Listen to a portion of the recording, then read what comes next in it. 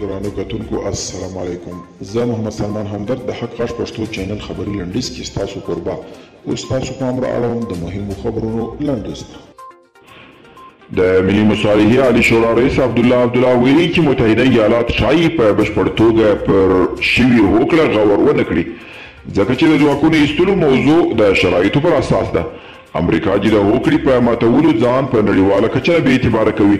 مشهور امریکایي مبصر ټیلر کارټسکي نیوز ویک نشریې ته په یوه لیک کې مقاله کې ویلي چې بایډن باید د دوحې هوکړې ته ژمن پاتې شي او د مۍ تر میاشتې د خپل سرتیر له افغانستانه وباسي.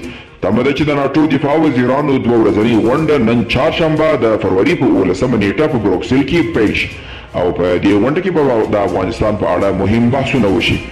او ولسمشر غني د کابل پر روان او پروان او بغلان والیانو ته لارښوونه کړې چې خپلو اړوندو سیمو کې د افغانستان برېښنا شرکت د ستونزو د حل لپاره د 2 اونیو په ترڅ کې ګام پورته کړي او مالیې وزارت یې د افغانستان برېښنا شرکت مالیې ستونزې او د حلولو لپاره لازم اقدامات ترسره کړي.